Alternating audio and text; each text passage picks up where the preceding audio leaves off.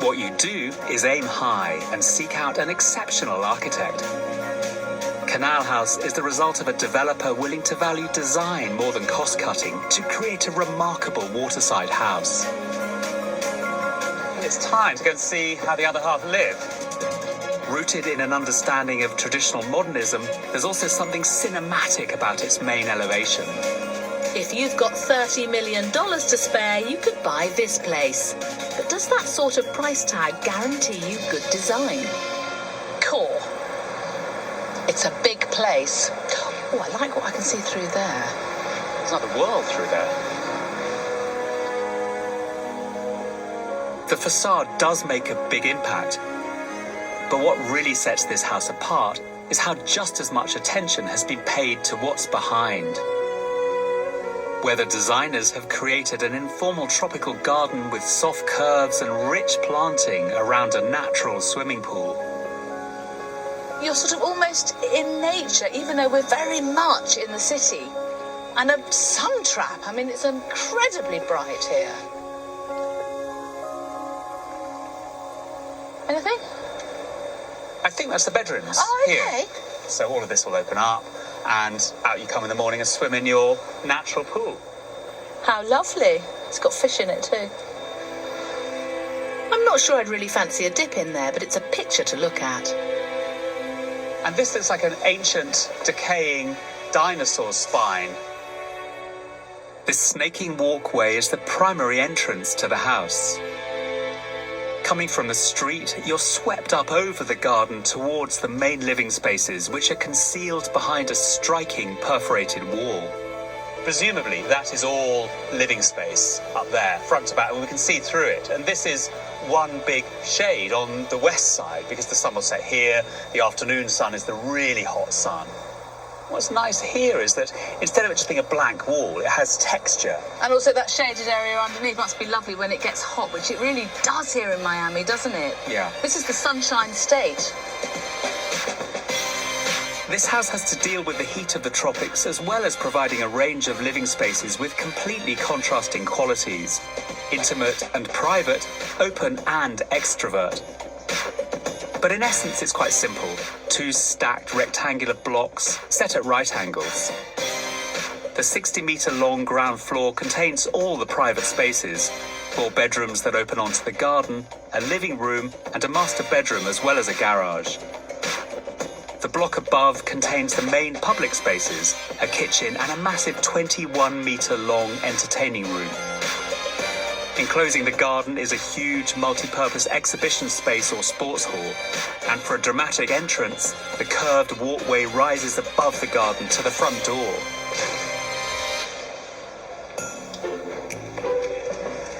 It's even bigger when you get inside than it looks from the outside. Do you know why that is? No. I think it's the proportion of these pieces of teak that are only 3/4 of an inch wide that wrap up all the way over the top and down. They're very, very small in a very big space, so it exaggerates the sense of space. Plus, there's no structure in that entire opening. And that's a big span. There's nothing that brings it down to a domestic scale. It feels like a film set where, you know, you could easily have 30 extras in here playing, I don't know, people from... Scarface. From Scarface, yeah. Something really glamorous and dramatic.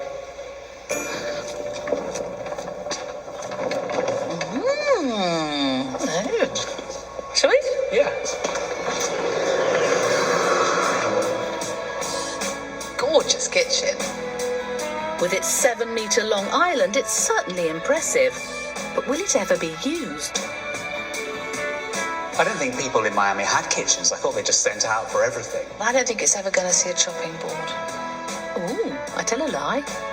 So this is a box within a box, I guess. I'm going to look at how it's made.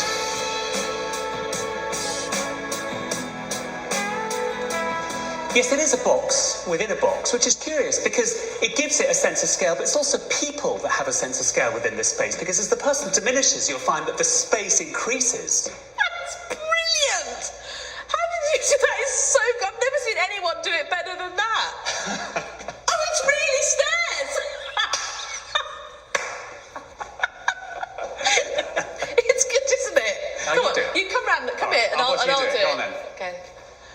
just going to go down to the cellar. Look at you. Do you think this is actually an architect's joke? Do you think they've done this on purpose? Yeah, I'm sure. This whole house, in terms of how you move through it, is a piece of theatre. That's been set up to do that. Very pleasing. It's a real piece of theatre, but it is, or at least will be, someone's home. And exploring downstairs, I want to know how it feels to live in. There's such a sparse palette of materials in this house. On the interior, everything is either white, stone, or timber. But instead of being some sort of punishment, some world of denial, it's actually incredibly rich and interesting. I think for two reasons. The first is that natural light comes in through these screens into the bedrooms in a really beautiful way. The other reason is that all of these bedrooms are connected to nature. And however beautiful materials are, they're never as beautiful as natural light and nature.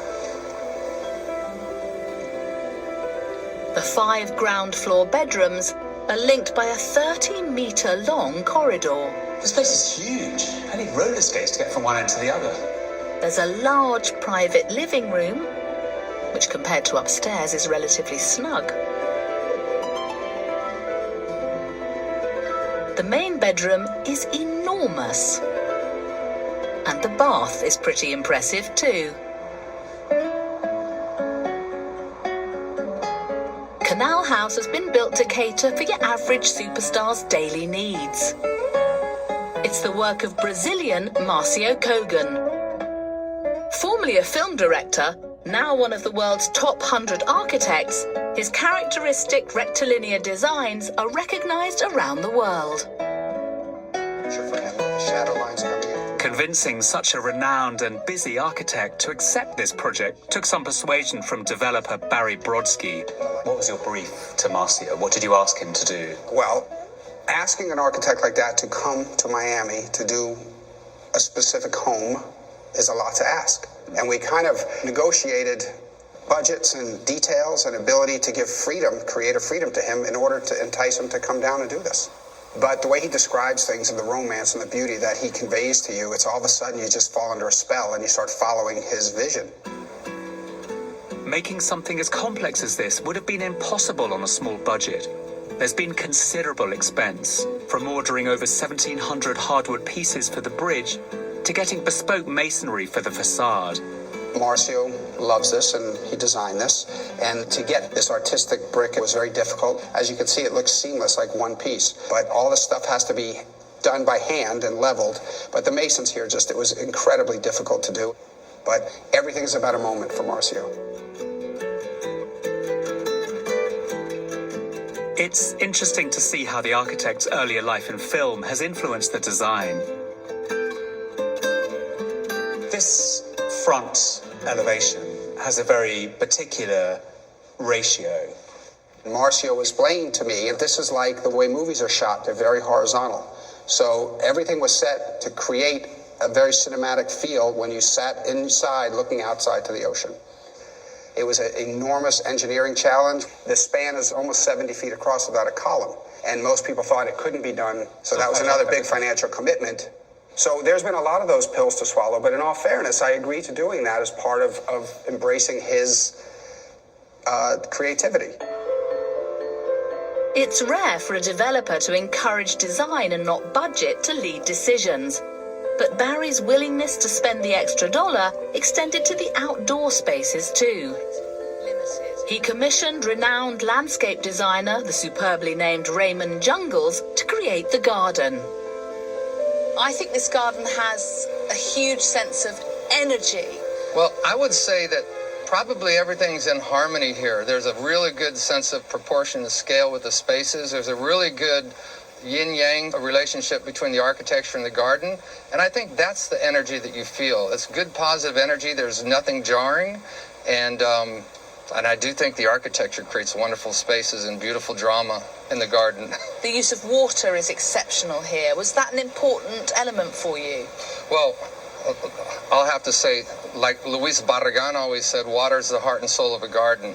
So Once again, that was part of the genius of Marcio's concept, was a bridge over the water through the garden and to the architecture. It's this processional movement through gardens, because gardens really are more about movement than they are about a fixed perspective.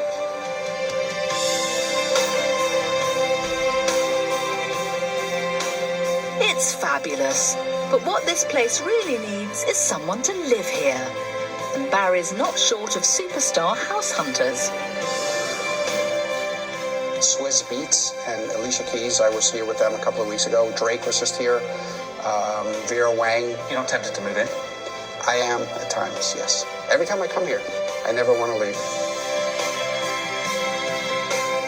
In supporting a renowned architect to work with creative freedom, Barry has elevated something that could have been a simple piece of commercial real estate into a piece of high architecture.